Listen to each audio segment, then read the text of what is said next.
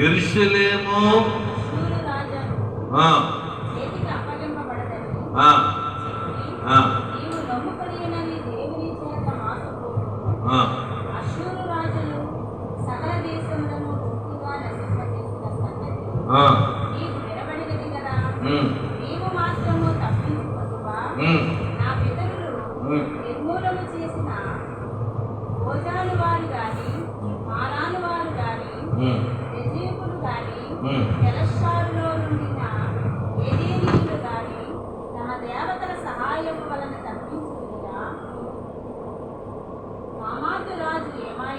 దేవునికి మహిమ కలుగునుగాక. ఇలా చూడాలి, ఒక రాజుకి కష్టం వచ్చింది. అంటే పక్షులు ఎగురుచూ తన పిల్లల్ని ఎలా కాపాడుతాయో దేవుడు మనం అలా కాపాడటానికి సిద్ధపడు. పక్షులు ఎలా కాపాడతాయి, చాలా జాగ్రత్తగా చూస్తాయి. ఇక్కడ యోషియా రాజుకి ఒక కష్టం వచ్చింది. ఎవరికండి? హిజ్కియాకి ఏమొచ్చింది? కష్టం వచ్చింది, ఒక బాధ వచ్చింది, ఒక సమస్య వచ్చింది. శత్రువులు వచ్చి అంటున్నారు, నీ దేవుడు ఏం చేయలేడు, నువ్వేమి చేయలేవు. ఈరోజు నా మాట విని మాకు లొంగిపో, లేకపోతే నీ అంతు చూస్తాం. నీకంటే మహానుభావుల్ని ఓడించాం, నీకంటే బలమైన వాళ్ళని ఓడించాం. నువ్వెంత హిజ్కియా, నీకు వార్నింగ్ ఇస్తున్నావు. నువ్వు నాకు లొంగిపోయి నీ రాజ్యాన్ని నాకు అప్పగిస్తే నువ్వు బతుకుతావు, లేదంటే ఈరోజు నీ షాప్ క్లోజ్ అని శత్రువులు హిజ్కియాని లెటర్ రాసి ఎదురిస్తున్నారు. ప్రియమైన సోదరు దేవుడు ఏమంటాడంటే, నేను రక్షిస్తాను, నేను కాపాడుతాను. ఈ బెదిరింపులకి చాలా మంది బెదిరిపోతుంటారు. రోగంలో బెదిరింపు, డాక్టర్ చెప్తాడు నీ తగ్గదని అడ్డుపోతుంటాం.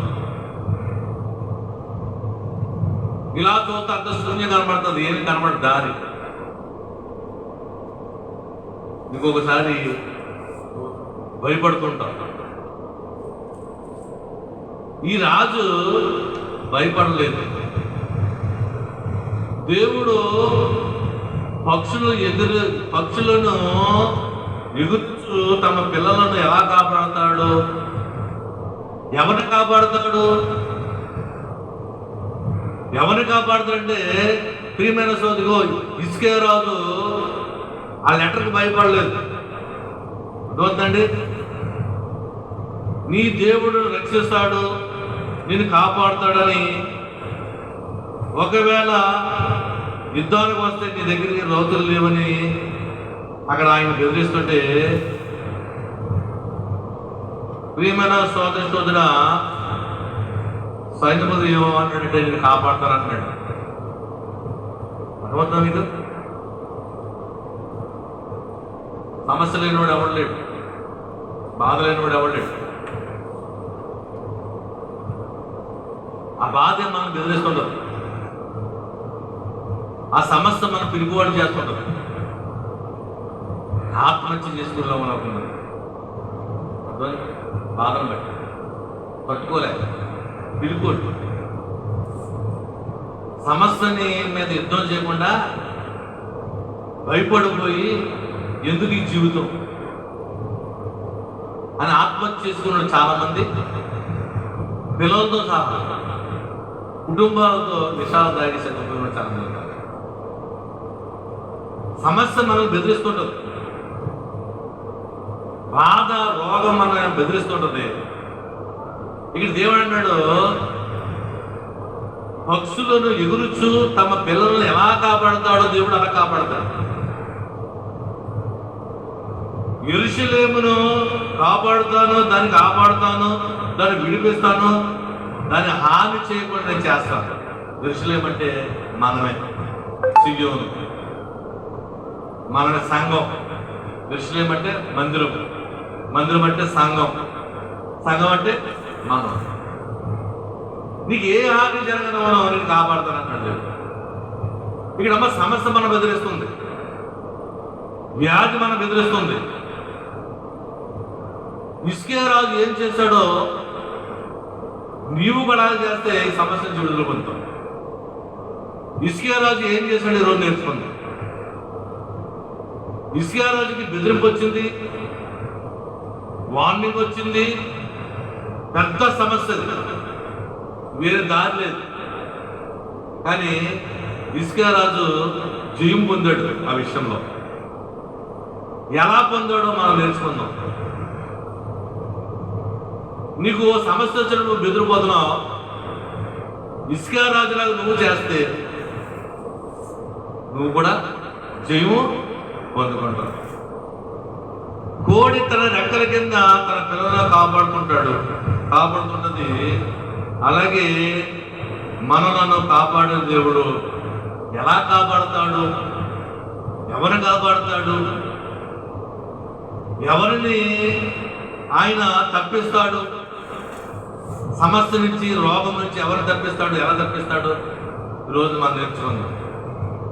అదే గ్రంథం యెషయా గ్రంథం 1:37 అధ్యాయము 6వ వచనం.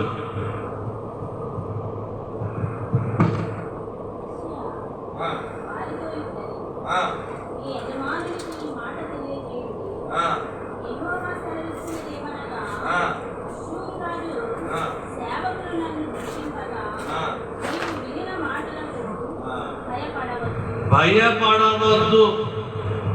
దేవుడు యెషయాకి చెప్తున్నాడు, యెషయా ద్వారా ఏం చెప్తున్నాడు?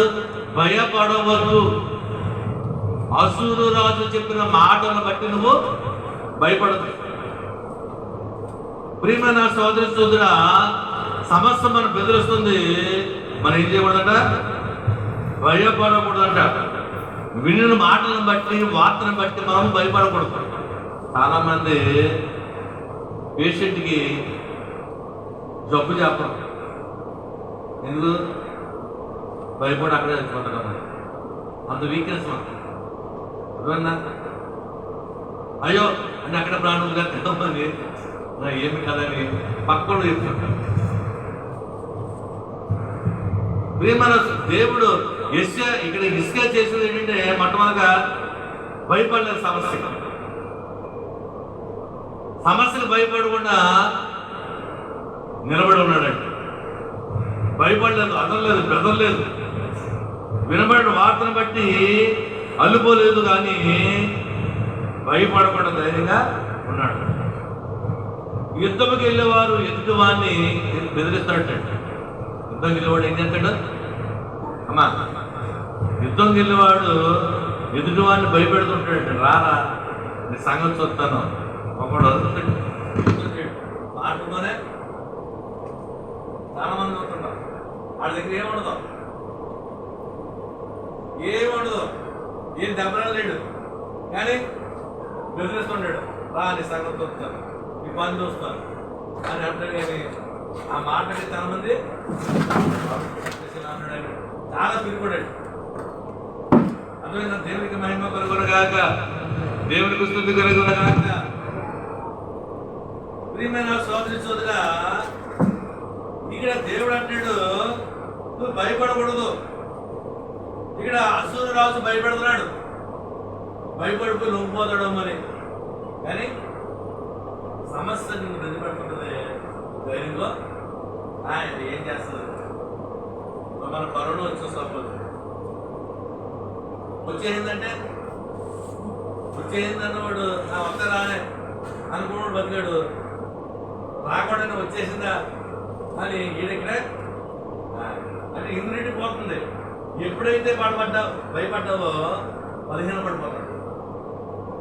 భయం ఎప్పుడు వచ్చిందో నోనకి నువ్వు ఇంట్లోకి ఏమవుతుంది? బలహీనత వచ్చేస్తుంది. ఈ బలహీనత ఏమవుతుందంటే ఆ రోగాన్ని చంపలేదు. కరోనా వల్ల సరిపోయింది. ఎవరంటే ఎక్కువ భయపడినాడు, కరోనాతో సరిపోయినాడు. ఎక్కువ ఎవరు చనిపోయారు? భయపడినాడు. భయపడనోడు చనిపోలేదు. వస్తే రాలే మరి ఆ చూసి తాగుదాం ఇదేం చేస్తుంది మన ఊడి పని వచ్చేసిందా మా ఊపిరి నిండిపోయిందా అంతమాదో అందులో ఏదో ఏరెట్టి ఏది పారామీటర్ ఏ మీటర్ అది పారామీటర్ కాదు పల్స దగ్గర కదా 10 ఇంచులు ఉంటుంది అది ఆక్సోమీటర్ ఆ మీటర్ అంత మార్పు పెట్టి ఫిక్స్ చేసుకుంటాం అది 70 ఎక్కడ చేయకుండా అయిపోయింది 90 వచ్చింది వారు ఒకసారి మిషన్ పని చేస్తుంది ఎలక్ట్రానిక్స్ మీద మనం ఆధారపడకూడదు ఎలక్ట్రానిక్స్ పని చేస్తుంది పని చేయకపోవచ్చు అయ్యో 60 దిగిపోయింది అంటే నేను అయిపోతున్నాను కానీ చాలా మంది ప్రారంభం చేసినట్టు దేవుడికి మహిమ కలుగుతుంది ఆ టైంలో మీరు సోమరపట్ల మధ్య కడతాను అన్నీ అయిపోయి రేకి పొద్దున రేకేస్తే రేకేసేవాడు పొద్దున్న రాలేదు నేను రాలేదని పోయేస్తానికి ఏడు బాబు రాలేదంటే మా పక్కింటోడికి కరోనా వచ్చిందంటే అలా ఆవిడ పోనెత్తుంది రేకేసేవాడు అలా ఆవిడ పోనెత్తి అయ్యా పాస్టర్ గారు మా ఆయనకి జ్వరం వచ్చేసిందండి కాలేజీలో చాలా నీరసం అయిపోయిందండి దెబ్బ జరిగిందా రేకేయాడు కదా ఫ్రెష్ చేసాడు కదా కొద్దిగా నిలబడడం ఏమన్నా ఎలా ఉందంటే ఏమన్నా చాలా భయపడింది ఏమన్నా అన్నారు మా ఎదురు కరోనా వచ్చిందంటే నేను భయపడిపోతుంది 3 రోజులు మాత్రం కదండి కాబట్టి డ్రెస్సులు వేసేలా ఉంటుంది నాకమ్మ వేకు బయట తెచ్చేస్తాం రేపొద్దు రావట్లేదు ఏదో రావట్లేదు అన్నాడు దానికి డైరెక్ట్ వేరే పట్టదు మామూలు పడుకోబెట్టింది ఎవరినే కరోనా వచ్చినట్టు వారు ఉన్నాడు అక్కడ అవునా 5 నిమిషాడు శుభ్రంగా తింటున్నాడు ఇదికేమొచ్చేసి భయం వచ్చి జ్వరం వచ్చి నగ్నాలు చేద్దాం మనకి రావట్లేదు ఏంటంటే ఫస్ట్ టైం అంటే దానికి ఇలా కట్టేయడం ముగ్గులు వేసేయడం ఇంటి ఎదురుకుంటే ఎవరు రాకుండా చేసేయడం ఆ ఇంట్లో కూడా కాదు ఇంటి ఎదురు ఈదో ఒకటి వచ్చింది ఆ ఈదులో కూడా వస్తే ఈదోడు ఏమైపోయాడు భయపడపడే సమస్య వచ్చిందని ఎప్పుడు కూడా మనం ఇప్పుడు ఆషూరు రాజు ఇస్రాయేలు రాజు బెదిరించాడు ఓ రాజు నీ పితరులు నీ పెద్దలు మా ముందు ఏం చేయలేకపోయారు నాకు సాష్టాంగ పడిపో నీకు కావాలంటే క్షమిస్తాను ఇప్పుడు కానీ రాజు భయపడలేదు ధైర్యంతో మొట్టమొదటిగా మనం ఎలా ఉండాలి ధైర్యంతో ఉండాలి విచారము కూడదు నీకు మహిమ తలాంపులు కావలెను మనోవిచారము కూడదు నీకు మహిమ తలాంపులు కావలెను దినాక్రమాన శాంతి గుణంబులు దినాక్రమాన శాంతి గుణంబులు దీనులకి చూచుందును దీనులకి చూచుందును మనోవిచారము కూడదు నీకు మహిమతలంపులే కావలెను ఆ వాక్యం శ్రద్ధగా చదివితే యెషయా వారితో ఇట్లను నీ యజమానికి ఈ మాట తెలియజేయి నీ యజమానికి ఈ మాట తెలియజేయి యెహోవా సెలవించింది ఏమనగా అసూరు రాజు సేవకులు నిన్ను దూషింపగా నీవు వినిన మాటలను బట్టి మేముందో భయపడు దేవుడు చెప్తున్న మాట నేను చెప్పిన మాట కాదు ఒక ప్రవక్త ఒక మాస్టర్ గారు రాజుకి చెప్తున్నాడు రాజు అనుచరులకి ఏం చెప్తున్నాడు మీ గురువు గారికి ఒక వార్త వచ్చింది దేవుడు ప్రార్థన చేస్తే దేవుడు నాతో చెప్పింది దేవుడు చెప్పండి తెలుసా ఈ రాజు నీకు భయపడొద్దు అని చెప్పు. వినిన మాటలను బట్టి నువ్వు భయపడొద్దు అని చెప్పు. నీకు ధైర్యంతో ఉండు, నీకు విజయం ఇస్తాను దేవుడు, నిన్ను కాపాడుతాను, నిన్ను విడిపిస్తాను, నీతో నేను ఉంటానని చెప్పింది. దేవుడికి మహిమ కలుగును గాక. దేవునికి స్తుతి కలుగును. ఏ విషయంలో మనం భయపడకూడదు.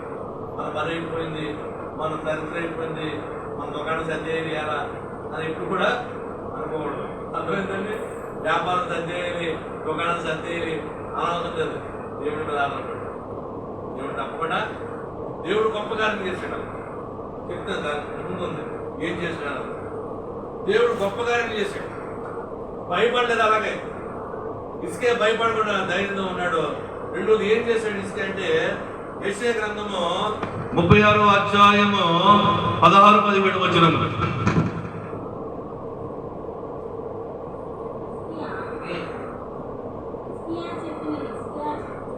ఇసిగా చెప్పిన మాట మీరు అంగీకరింప వలదు.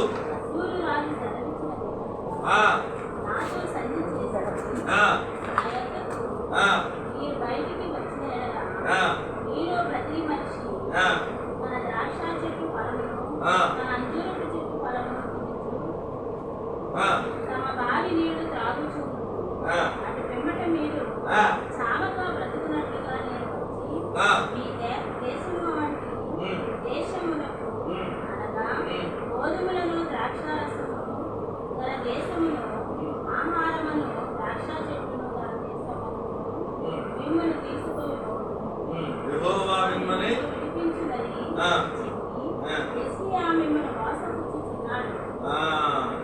హిజ్కియా మిమ్మల్ని మోసపరుచుచున్నాడు. మీరు ఏం చేయండి? నాకు లొంగిపోండి. ఎవరు చెప్తున్నాడు ఈ మాటలో? సైన్యాన్ని, ప్రజలకు. దేవుడు చెప్పాడు, నీ ఇసుకే ముందుగా ఉన్నాడు.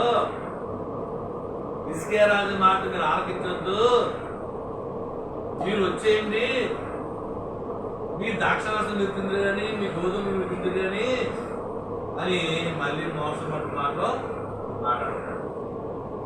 ఇసుకే మాటలా ఉన్నాము. రెండోది, వాళ్ళు ఏం చేశారండి? ఏం చేశారు? ఆ మాటలు నమ్మకుండా అక్కడ ఉన్నారు. తోడు తన పిల్లలను అంటే తన రెక్కల కింద కాపాడుతారు. ఎక్కడ ఉండేది? రెక్కల కింద ఉంటేనే కాపాడుతారు. బయటకు వచ్చేస్తే రెక్కల చాటు ఉంటేనే నువ్వు కాపాడుతావు. అది కాదు బయటకు వచ్చేస్తే ఏటనే ఎత్తుకోవాలి. నీకు రక్షణ ఎక్కడ ఉందంటే రెక్కల కింద ఉంది. నువ్వు ఆ మాట చెప్పి బయటకు వచ్చావా జాగ్రత్త. ప్రియమైన సోదరి సోదరా, దేవుడు నీడలో ఉండాలి. సాతాను నేను పొరుగుతుంటాడు. దేవుడు దేవుడు అంట లోకం వేపుతాడు. మన దేవుడు దేవుడు అంట పురుగుతుంటాడు. వచ్చే బయటకు వచ్చే. నువ్వు దేవుని నీడలో ఉన్నావు, నువ్వు ఏదో రాకు పురుగు కలిపి నువ్వు బయటకు వచ్చావు.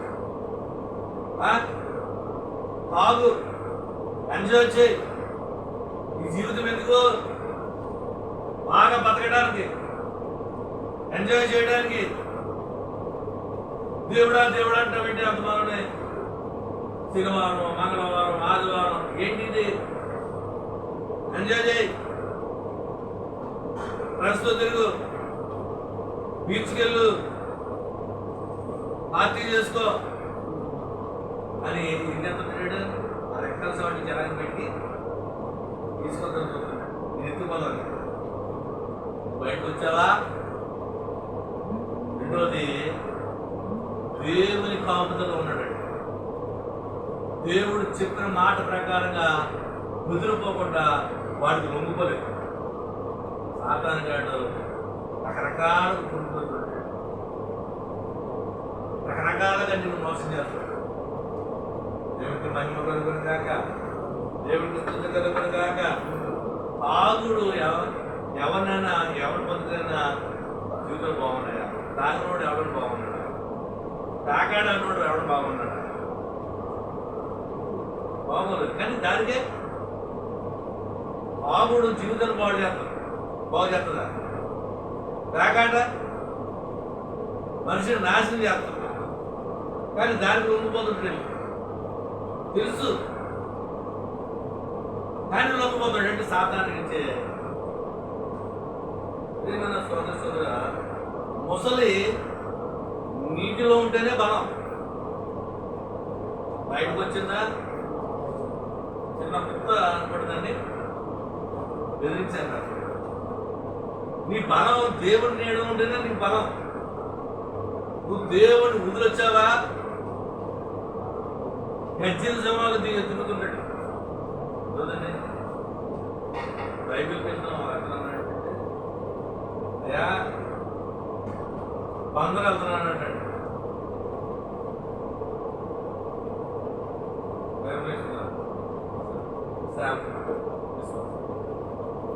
మరి ఆరాధన మర్చిపోయాడు అబ్బాయి ఎవరన్నారంటే బైబిల్ మిషన్ వస్తే బాగుపడతాం అన్నాడు. బైబిల్ మిషన్ వస్తే బాగుపడతాం. మిషన్ అంటే అందరింటికి మిషన్ వెళ్ళిపోతున్నాడు అంటే నాకు చేత ఏమంటా బాగుపడతావు అంటే బాధపడతావు. నువ్వు ఈ నీడలోనే ఉండాలి, ఏదో ఒక సంఘం నీడలో ఉండాలి. రకరకాల సంఘాలు ఉండవు. ఇది చాలా ఇది వేరు. ఆదివారం సంఘం ఆ సంఘంలో ఉండాలి, స్థిరంగా ఉండాలి. కొంతమంది ఇక్కడ ఒక కొన్నాళ్ళు ఇక్కడ ఒక కొన్నాళ్ళు అంటే దారి తప్పిన గురిలాగా. మరి ఏ సంఘ నాయకుడు అక్కడ ఏ సంఘం స్థిరంగా ఉండాలి, స్థిరత్వం ఉండాలి. సేవకుడు ఎవడైనా సరే సంఘాన్ని సంఘం ఎవరిది? మాస్టర్ గారు దేవుడు స్వరక్తినిచ్చే సంపాదించే సంఘం అది. సంఘం ఎవరంటే దేవుడు. ఓ సంఘంలో స్థిరంగా ఉండాలి. రకరకాల సంఘాలతో ఏ సంఘం ఇది? నీ పేరేంటి? నీ ఇంటి పేరేంటి?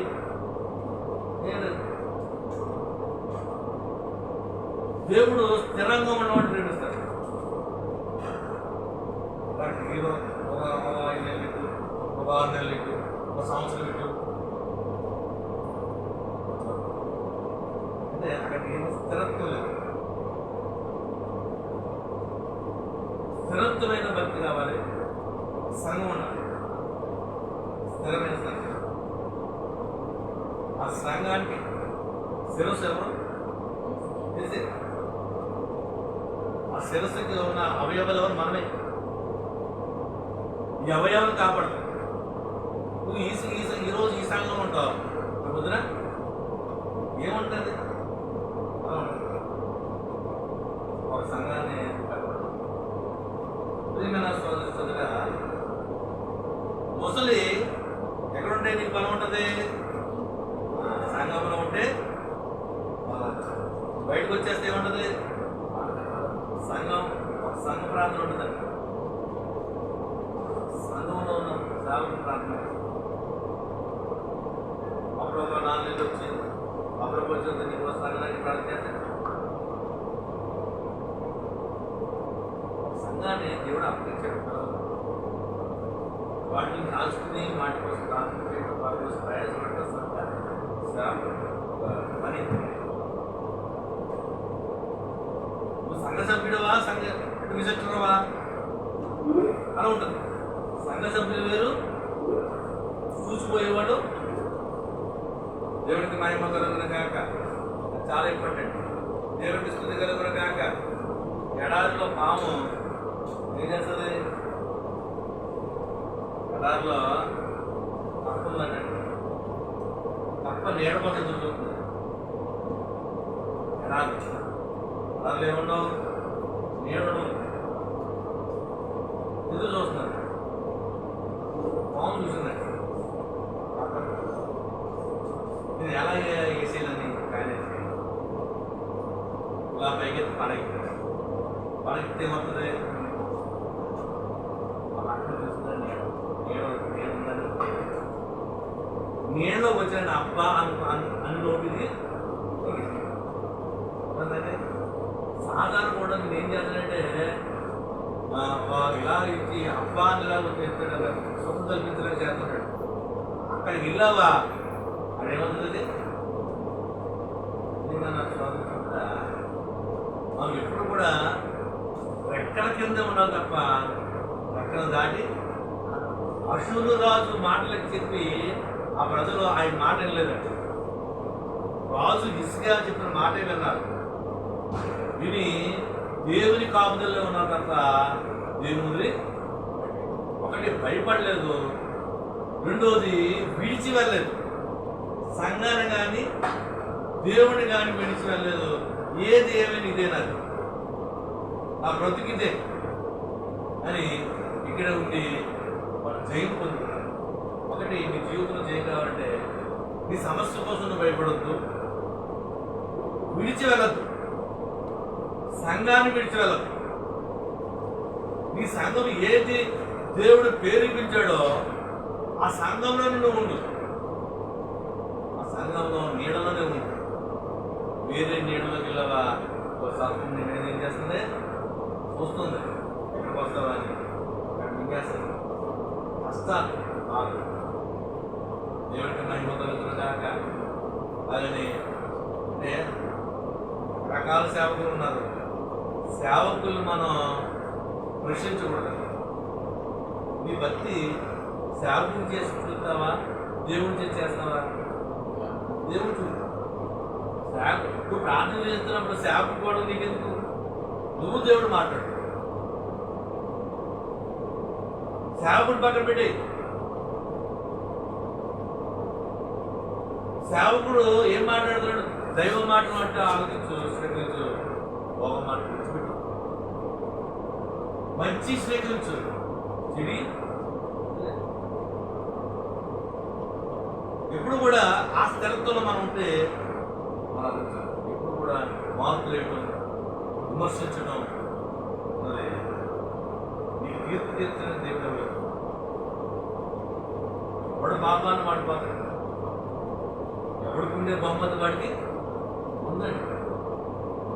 తగిన బహుమతి అయినా ఇస్తాను, తగిన జీతం ఇస్తాను, అందుకుని ఉంటాను. కానీ నువ్వు చేసేది విమర్శించకూడదు, మార్పులు వేయకూడదు. దేవుడు ప్రార్థించి మంచి మాట స్వీకరించు. ఒక అరగంట చెప్తున్నాడు అనుకోండి, అందులో ఒక 10 నిమిషాలు బాగుంటుంది, ఒక మాట ఉంది. ఆ వాక్యానుసారం 2 మాటలు చూస్తారు. దాంట్లో కూడా నేను చూస్తాను. దేవుడికి మహిమ కాక విడిచి వెళ్ళకూడదు. ఎక్కడికి వెళ్ళకూడదండి? సంఘాన్ని విడిచి వెళ్ళకూడదు, దేవుని విడిచి. ఇప్పుడు పలకడిలో అమ్మాయికి పాపం వచ్చిందని ఏమైపోయాడు? విడిచి వెళ్ళిపోతే ఎంతో బాగుంది. ఏ నీళ్ళలోకి వెళ్ళాడు? నీళ్ళు లేదు ఇక. అక్కడికి వెళ్దామా, ఇక్కడికి వెళ్దామా అని ఒక్కో సంఘాలు అంటే అన్ని దేవుడు ఏర్పాటు చేసిన సంఘాలు కాదు. కొన్ని సంఘాలు బతుకు దొరుకు వరకు సంఘాలు అంటే బతకడానికి. అప్పుడు బతకలేక పడిపోతుంది. ఎప్పుడండి? మా నాన్నగారు బతకలేక బతకలేకుండా పడిపోతుంది. అనుకుంటుంది కదా. ఇప్పుడు బతకడానికి బతుకు. ఈ బైబిల్ గ్రంథము బ్రతికించడానికి తప్ప బతకడానికి కాదు. కానీ ఇప్పుడేంటి? బ్రతుకుతున్నారు. వీళ్ళంట తిరిగి అంటే ఆ ఇంటికి వెళ్ళి ఇంటికి వెళ్ళి ప్రార్థన చేయడం. ప్రార్థన చేయడం అంటే ఏంటి? ప్రార్థన చేయడం అంటే దాన్ని నీకు ప్రార్థన చేసిన నాకు ఇవ్వలే, అది ఇండికేషన్. అది నువ్వు సైకిల్ దగ్గరికి, మోటార్ సైకిల్ దగ్గరికి నడిచెళ్ళి నువ్వు చేస్తావంటే ప్రార్థన చేస్తే ఏదో ఎంతో మంది ఉన్నారు అలా బ్రతకడానికి బైబిల్ పెట్టుకున్నారు. అది దేవుడు చెప్పిన దేవుడు అది రక్షించు. బతకడానికి సంఘాన్ని అనకూడదు. నేను పోషించబడాల్సింది కాదు. నేను ఎలాగైనా పోషిస్తాను. 10 మంది వచ్చినా, 4 వచ్చినా, 3 వచ్చినా రాజానా బతుకుతాను. మన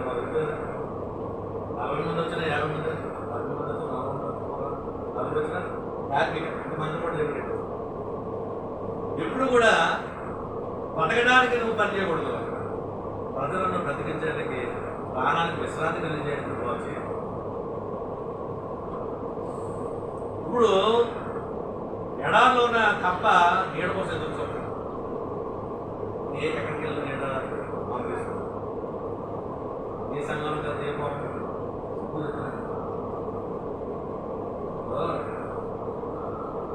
వెలుగుదూత కూడా ఇలాగే రాసుకుంటారు. అవన్నీ ఇది కాదు. దేవుడు జీవన సంఘం అంటే జీవన సంఘం గుర్తింది రోజు అంటే మానవులు ఆశించిన సంఘాలే దేవుడు పదే పదే కాను గురించి మాట్లాడేవాడు, ప్రార్థన మీద ఆధారపడేవాడు జీవన సంఘం. ప్రతిసారి సంఘం మీద ఆధారపడు దేవుడు సంఘం దేని మీద ఆధారపడాలి? ఆయన ఇస్తాడు ఏమన్నా? నువ్వు ఆయన మీద చేత చేపలు సంఘం కదా డిఫరెన్స్ పడిపోతాను. మనం ఆలోచించాలి. నువ్వు ఏం నీడలో ఉన్నావు, నీకు అలసట ఉంది, నీకు సమస్యలు ఉన్నాయి, చుట్టూ చూస్తే ఎండే ఏంటంటే వెళ్ళాలి. నువ్వు జీవమంలో దేవుని సంఘం వదిలేసుకున్నావు, నీ సంఘాన్ని వదిలేసుకున్నావు. ఏం నీడ కదా చూసుకో. ఆ నీడ ప్రమాదకరం. సరే ఎదుర్కోలేదు, ఒక్కడే ఉన్నారు. ఇసుకే రాజు చెప్పినట్టే ఏమి బెదిరిపోలేదు. వాడి ఇంట్లోకి దేవునికి మహిమ కలుగును గాక, దేవునికి స్తుతి కలుగును గాక. మూడోది 36వ అధ్యాయము యెషయా గ్రంథము 8-9 వచనం.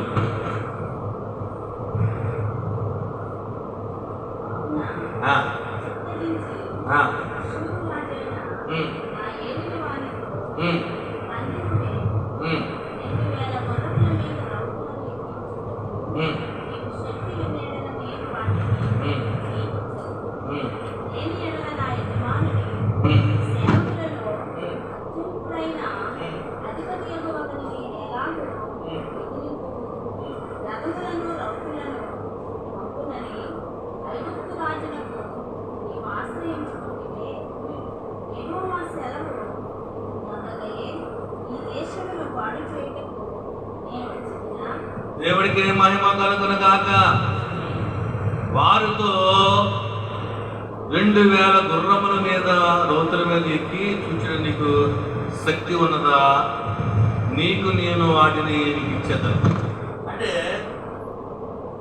బలహీన పరుపుతాడు. ఈ శత్రువు ఏం చేస్తాడు? బలహీన పరుపుతాడు. బలహీనను బట్టి కుంగిపోవద్దు. కుంగుదల ఏం చేస్తుంది? మనిషిని బలహీన పడుతుంది. స్థితి స్థితి స్థితి స్థితి మనిషిని కాల్చిందండి. స్థితి చచ్చిపోయిన మనిషిని కాల్చింది ఏంటి? బతుకున్న మనిషిని కాల్చింది ఏంటి? చింత. అర్థమైందండి? చచ్చిపోయిన మనిషిని కాల్చింది స్థితి. స్థితి బతుకుండి మనిషి కాల్చింది ఏంటి? చింత. చింత అంటే అయ్యో ఎలాగా నేనేమో అయ్యో ఎదిరిపోతూ కూర్చొని మౌనట్టుకుని చేసుకొని ఏడుతూ కూర్చోండి. చింత బతుకున్న మనిషిని కాల్చివేస్తుంది. అంటే బలహీనత చేస్తుంటుందండి. బలహీన ప్రార్థన చేయనవద్దు. చింత ఏం చేయనవద్దు? ప్రార్థన చేయనవద్దు. అంత అదే ఆలోచన ఏంటో మనం ఉండిపోయాం అంటే అలా ఉండిపోతున్నాం అంటే సమస్య కోసం ఆలోచన చేస్తున్నాం. ఒక్కొక్కరు ఇలా ఉండిపోతుంటారు కదండి. ఆలోచన ఏం చేయలేవా చింత. అదే ఈ చింత బతుకున్న మనిషిని కాల్చివేస్తుంది. ఏముందన్నా? దేవుడికి మహిమ కలుగును గాక, దేవుడికి స్తుతి కలుగును గాక. మూడోది బలహీనతను బట్టి కుంగిపోకూడదు. ఎప్పుడు కూడా మనం కుంగిపోతే శత్రువు జయించేస్తాడు. అవునండి? అవును కదా? దేవుడికి మహిమ కలుగును గాక, దేవుడికి స్తుతి కలుగును గాక. ప్రియమైన సోదరి సోదరా,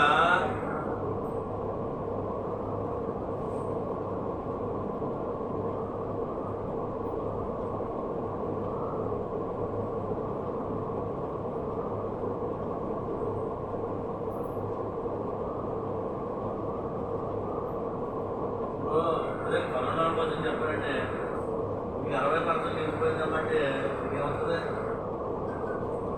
అంటే కుంగిపోతాం. కుంగిపోవడం వల్ల ఏమవుతుంది? బలహీనత అప్పుడు ఇంకా నిండిపోతుంది. ఇప్పుడు కూడా అదే పేషెంట్కి ఇప్పుడు రాజు ఏం చేస్తున్నాడు? బెదిరిస్తున్నాడు.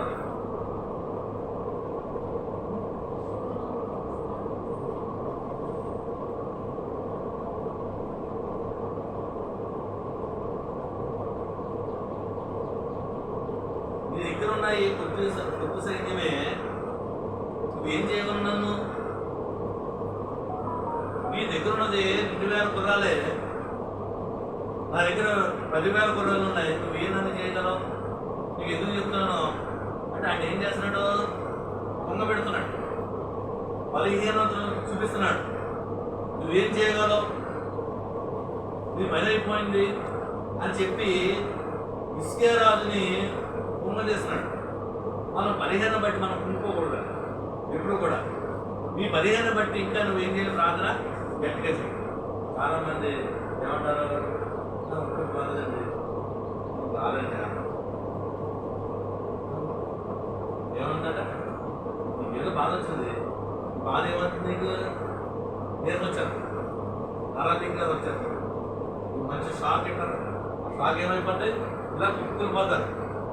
కూర్చొని పోతే ఏమంటే మాట్లాడు, ఏదో చిన్న మాట, పూర్ణ మాట అంటే ఏమైపోయిందో దాన్ని బట్టి కుంగిపోయి బలహీన పడిపోయింది.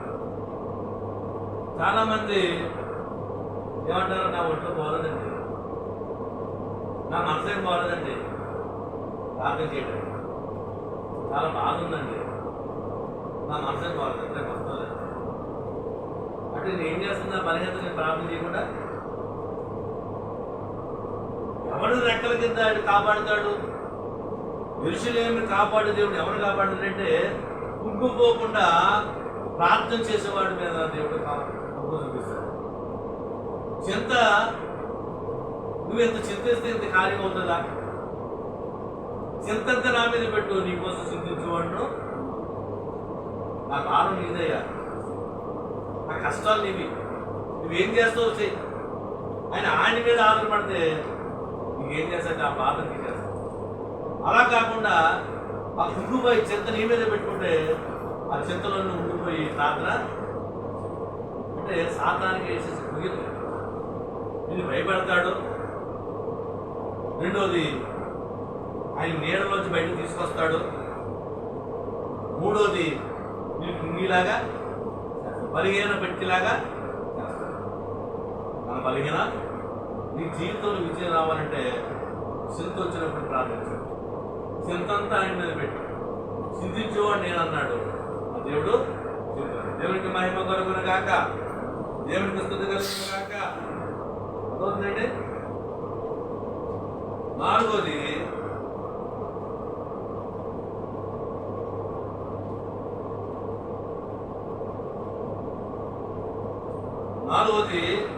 యెషయా గ్రంథము 37వ అధ్యాయము 4వ వచనం.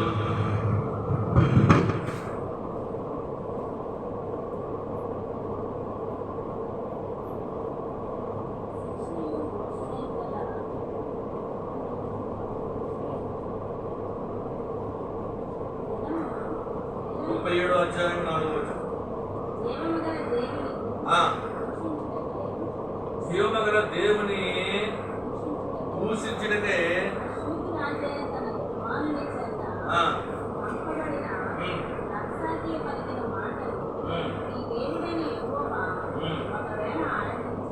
నీ దేవుడిని యెహోవా వినబడి ఉన్న ఆ మాటలను బట్టి ఆయన అషూరు రాజు గద్దించి మేము చదవండి.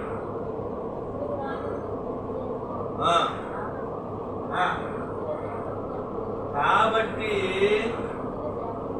నిలిచిన శాసనం కొరకు వెచ్చిగా ప్రార్థన చేయాలి. దేవునికి మహిమ కలుగును గాక. నేను నువ్వు ఎలా చేయాలి? హెచ్చిగా ప్రార్థన చేయాలి. నువ్వు దానికి బెదిరిపోవద్దు.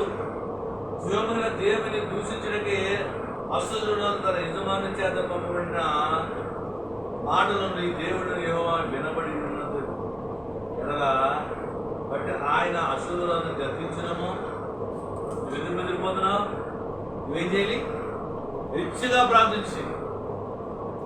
హిజ్కియా రాజు ఆ తాయిత్తు పెట్టుకుని, అంటే లెటర్ పట్టుకుని ఎక్కడికి పరిగెట్టలేదండి.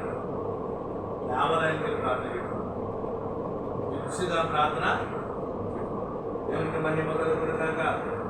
మరీ ఎక్కువగా ప్రార్థన చేయాలి.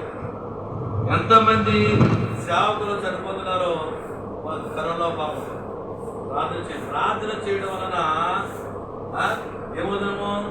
చిరంజీవులు అవుతాము. దేవుడిచ్చిన ఆయుష్కాలం మనము అనుభవిస్తాం. మనం ప్రార్థన చేయాలి. ప్రార్థన ఎక్కువ చేయాలి. హెచ్చిగా ప్రార్థన చేయాలి. సమస్య లేనప్పుడు 10 రోజులు చేస్తే సమస్య చేయాలి. గంట 2 గంటలో జయమొచ్చే కార్యం చెప్పండి. అప్పుడు దేవుడు అంటాడు, దేవుడి యొక్క కార్యంలో 5వ చేసి మనము ముగించుకుని. యెషయా గ్రంథము 37వ అధ్యాయము 8వ వచనం.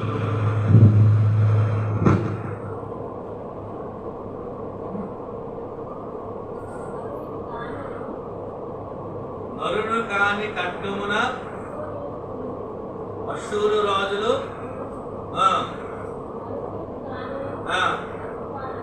పాలుగుదురు. ఖడ్గము ఎదుటి నుండి వారు పారిపోవదురు. దేవునికి మహిమ కలుగును గాక. నరులు కాని ఖడ్గము అసురు రాజులను కూలుదురు. మనుషుది కాని కత్తి పాలుగుదురు. సరే మాటకి అర్థమారు. యెషయా భక్తుడు చెప్తున్నాడండి, ప్రవక్త యెషయా, నువ్వు హెచ్చిగా ప్రార్థన చేస్తే ఏమన్నాడు? నరుడు కాని ఖడ్గం వచ్చి అసూరు రాజును కూర్చోవేస్తాడు. నరుడు కాని, నరులేమి సాంగ్యాడు కానీ నరులు కాని ఖడ్గం దేవదూతని కొరకు దిగి వస్తుంది. ఏమొస్తుంది? దేవదూతని కొరకు దిగి వచ్చి ఆ రోజంటే 180,000 మందిని హెచ్చుగా ప్రార్థించిన ప్రసాదం పడుతున్నారు. ఎవరు? హిజ్కియా. ఉన్న బెదిరిపోలేదు. యెషయా భక్తుడు చెప్పాడు హిజ్కియాకి, ఇదిగో అసురు రాజు చెప్పిన మాటలు బెదిరిపోవద్దు, భయపడవద్దని చెప్పాడు హిజ్కియా. దేవుడు ధైర్యంగా ఉన్నాడు. రెండోది ఏం చేశాడు? ఆయన నీడని వదిలి, ఆయన కోటను వదిలి, ఆయన మందిరాన్ని వదిలి వెళ్ళలేదు. ఆయన నీడలోనే. మూడోది ఏం చేశాడు? మూడోది చెప్పాలి. మూడోది ఏం చేశాడు? బలహీన పడకుండా ఇంకుపోలేదు. బలహీన పడలేదు. చుట్టూ వచ్చే నా పని అయిపోయింది అనుకోలేదు. ఇంకుపోలేదు. ఉన్నాడు, ధైర్యంగా ఉన్నాడు. 4వది హెచ్చుగా ఆలోచించాడు. 5వది నరుడు కాని ఖడ్గం వచ్చి అషూరు రాజు కూర్చోవేసింది. నరుడు కాని కత్తి వచ్చి అషూరు రాజుని దేవతలు దిగొచ్చిందండి. దేవతలు దిగొచ్చి 180,000 మందిని మోసుకోగా లేచాడు. హెచ్చుగా రాజు బ్రష్ చేసుకుంటూ మేడ ఎక్కాడట. బ్రష్ చేసుకుని మేడ ఎక్కితే రక్తం కావాలనుకున్నాడు. లడ్డు అయితే రాత్రి ఆయనకి వెళ్తుంటే అసూరు రాజు సైన్యం అంతా ఏమైపోయింది? అంత మార్చిపోయారు. చేతిని మట్టి పట్టుకోబడి దేవుడు పోయిందండి. దేవుడు కాపాడు. పక్షులను ఎగిరి కాపాడింది. ఎలా పక్షులను ఎలా కాపాడుతాడు? యెషయాను కాపాడింది. ప్రమాదం నుంచి తప్పించే నువ్వేం చేయాలి? ధైర్యంతో ఉండాలి. ఈ సమస్య నేను భయపడుతుంటుంది, నీ కష్టం నిన్ను బెదరపడుతుంటుంది. నువ్వు అదిరిపోకూడదు, కుదిరిపోకూడదు. ధైర్యంతో. రెండవది ఏమవ్వాలి? ఆయన నీడలోనే కోడి తన పిల్లలను రెక్కల కింద కాపాడినట్టుగా దేవుడు నిన్ను ఎక్కడుంటేని? రెక్కల కింద ఉంటాయి. నువ్వు ఎక్కడుంటేని? సంఘంలో ఉంటాయి. సంఘంలో ఉంటే నిన్ను కాపాడతాడు. సంఘం ఉదయం తిరుగుతుంటే నిన్ను కాపాడబడేవాడు. సంఘం అంటే సంఘస్థులు ప్రార్థన చేస్తాడు, సంఘ సేవకులు ప్రార్థన చేస్తాడు. ఉందండి. ఇప్పుడు అదే సంఘం చేసావో బయట తిరుగుతుంటాడు. ఎవడండి? సాధారణ వాళ్ళు తాగేసుకుంటాడు. అబ్బాయిలు చూస్తారా? నీడ తగ్గింది అమ్మ, నీడ దొరికింది, అసగాలు మంచి నీడ దొరికింది, అమ్మ అన్నప్పుడు నీకేసింది సరే. అలాగే ఆయన నీడలోనే నువ్వు జయించేద్దాం ఉంటారు. మూడోది ఎక్కడ ఉండాలి మనం? నాలుగోది ఉంగిపోకూడదు. ఏం చెప్పకూడదు? ఉంగిపోకూడదు. సిందంతా ఆయన మీద పెట్టాలి. అదేంటి? అదేసేమో నరుడు కాని ఖడ్గముతో వచ్చి ఆ సమస్య తీసేస్తాడు. నరుడు కాని ఖడ్గం. నా ప్రార్థన పరలోకం వెళ్తుంది. పరలోకం దేవదూత. ఓ దేవదూత అంటే ఓ దేవదూత రెక్కలా సాగినామంటే భారతదేశం అంతా రెక్కలు వచ్చారు. అంత దేవదూత. ఆ దేవదూత గొప్ప. అంత దేవదూత కూడా నీకు అసిస్టెంట్, నీ పరిచయం చేసిన దూత. మన అనుకుంటున్నారు దేవదూత ఎంత ఉంటే దేవుడు ఎంత ఉంటాడు? అలాంటి దేవుడు ఆరాధిస్తున్నాం. తక్కువ దేవుడు అంటే ఇష్టంగా దేవదూత ఒక రెక్కల శాబ్దని భారతదేశం వెళ్ళిపోతే ఇలాంటి దేవదూతలు కోట్లాది దేవదూతలు దేవుడు స్థితిస్తాయి. మరి దేవుడు ఎంత గొప్పడు? అది దేవుడు ఎవరు తెలుసుకో ముందు.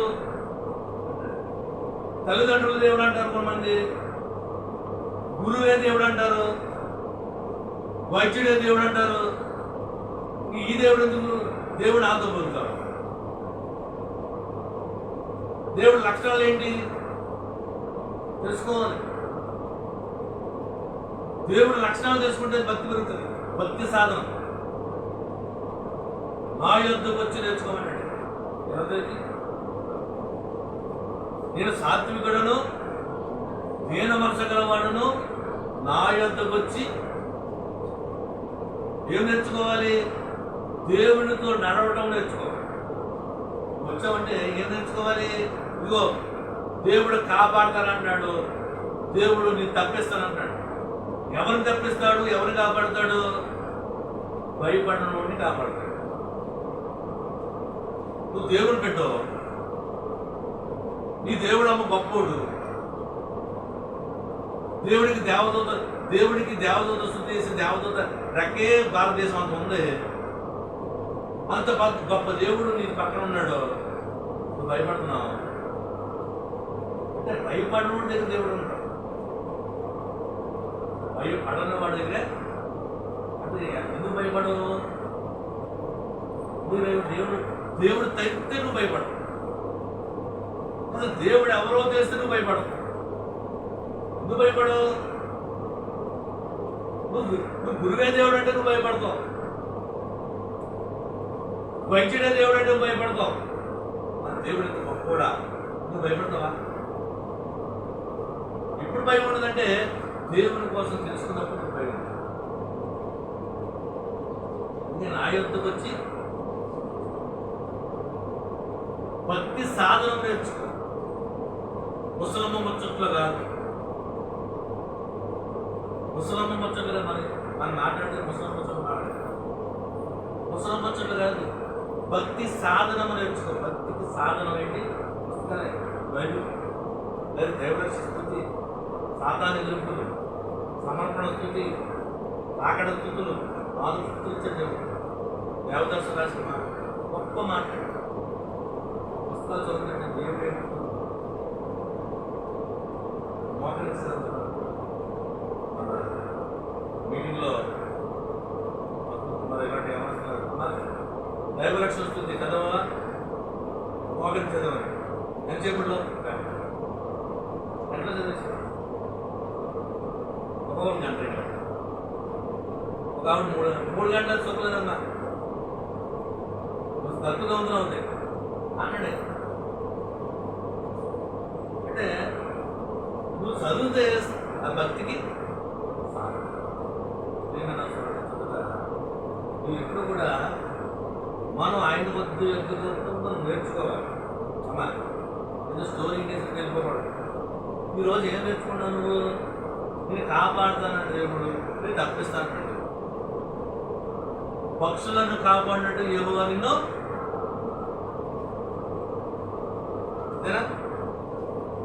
పక్షులు ఎగురుచు తమ పిల్లలను కాపాడినట్టుగా యెహోవా నిన్ను మీరు తప్పించే దేవుడు, మీరు రక్షించే. ఎవరిని రక్షించాడు? ఇసుకని తప్పించాడు. ఇసుక చేసింది ఏంటి? యెషయా ప్రవక్త చెప్పాడు, ఓ ఇస్కియా, అషూరు రాజు చెప్పిన మాటలు పెట్టి నువ్వు భయపడవద్దని దేవుడు చెప్పాడు. నువ్వు భయపడితే నువ్వు సన్నరైపోతావు. భయపడకుండా ఉంటే నేను కాపాడు. భయపడ.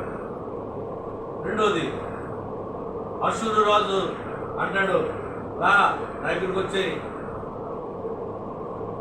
కోపం ఎలా వేస్తుందో, బీచ్కి వెళ్దాం, అది పార్టీకి వెళ్దాం, ఎలా దొంగరం చేద్దాం అంటే లోపం నీకు నేరాడుతుంది.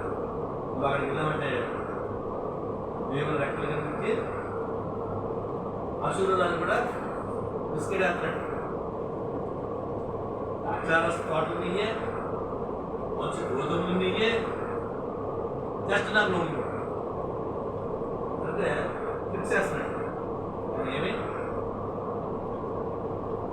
కోడి పిల్లలు కోడి రెక్కల కింద ఉంటేనే వాళ్ళకి ఎప్పుడైతే బయటకు వచ్చిందో అప్పుడు నువ్వు సంఘములో ఉంటేనే నీకు రక్షణ. సంఘ కాపరి, సంఘ సభ్యులు, సంఘానికి తెలిసిన దేవుడు నిన్ను. మూడోది, నాలుగోది, కుంగిపోకూడదు. మనల్ని మన సమస్య పెట్టి మన కుంగుదల వచ్చేస్తుంది. ప్రార్థన చేయాలి, నిలబడాలి, చింతాన్ని నిలబడాలి. నాలుగోది, ఇది హెచ్చుగా బాగా మాట్లాడుతూ బాగా నిలబడిపోవాలి.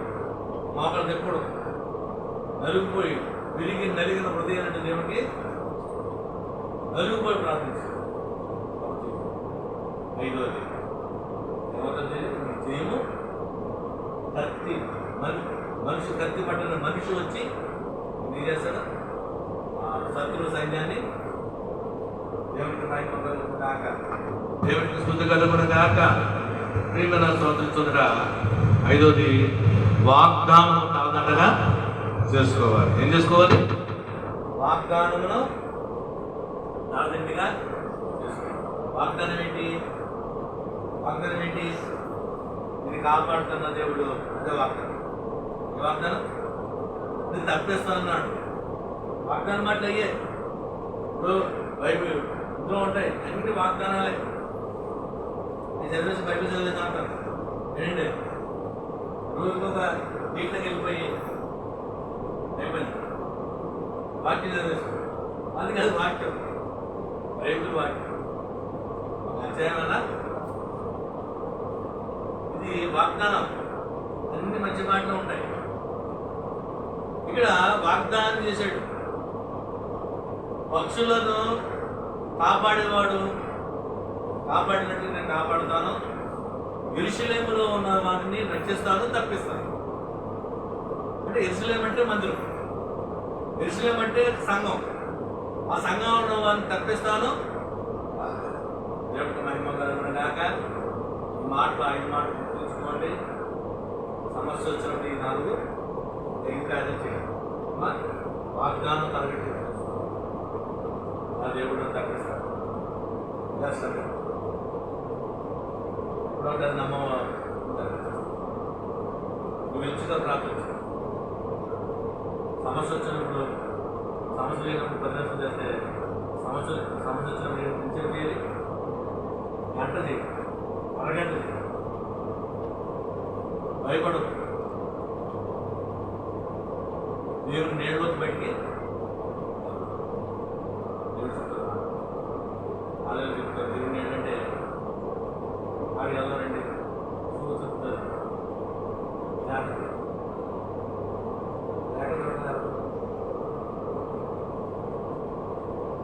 ఏమన్నా బయట వెళ్తాడు పడ్డ ఆశ అది అన్నాడు అంటుంటాడు, అలా అంటుంటాడు.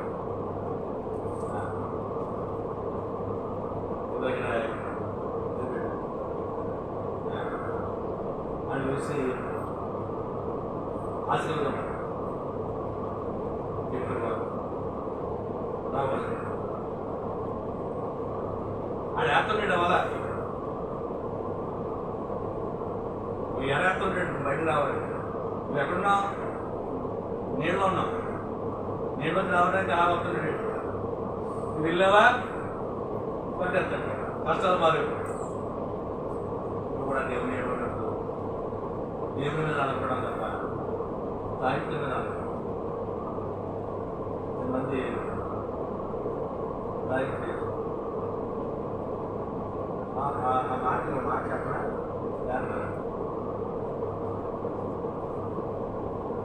దిగుబడినట్టు ఏంటంటే దేవుడి పోతులకి పోతురాజు ద్వారా దేవుని పంపాడు. ఏమైంది? దేవుడు ఇంకో 100 ఏళ్ళు తీసుకుంటాడు. దెయ్యాలు దేశంలో తిరుగుతుంది. ప్రార్థన ఉన్న వీళ్ళు మరి అటు దొరకదు కదా. నువ్వు ఉన్న ప్రార్థనలే సపోజ్ ప్రార్థనలో దెయ్యం వచ్చింది. నువ్వు ఎడకెళ్తున్నావు? దెయ్యాల దగ్గర కాదు. ఈ దెయ్యం అనుకుంటుంది. ఈ దెయ్యం అక్కడికి వెళ్ళి అక్కడ ఉంటాయి, చాలా దెయ్యాలు ఉంటాయి. వాళ్ళకి ఏమి లేని స్థలాలు లేవు. ఎక్కడికి వెళ్ళాలి? ఇంట్లోకి వెళ్ళాలి, అది ఉంటాయి. ఇది వెళ్ళి చెప్తుంది మన ఇంట్లో ఖాళీ ఉన్నాం. నువ్వు ఎక్కడిలో సాధారణ దగ్గరికి వెళ్ళావు. సాధారణకి ఇంకో సాధారణకి చెప్తామంటే ఇంకో ఇంటి ఖాళీ ఉంది అక్కడికి వచ్చాడు. అంటే నువ్వు వెళ్ళి ప్రార్థన దగ్గరికి వస్తే అది వేరే. ప్రార్థన దగ్గరికి వెళ్ళిపోతే ఇది వెళ్ళకుండా ఒక దయ్యం వెళ్ళి 100 దయ్యం తీసుకొస్తాను. ఎప్పుడు కూడా మన ఎక్కడికి వెళ్ళకూడదు, ఆయన దగ్గరికి వెళ్తారు. అది కాదు కదా, దాంతో పాటు 100 దయ్యాల్ని ఇంకా నేను ఎరగడలో పెట్టాలి.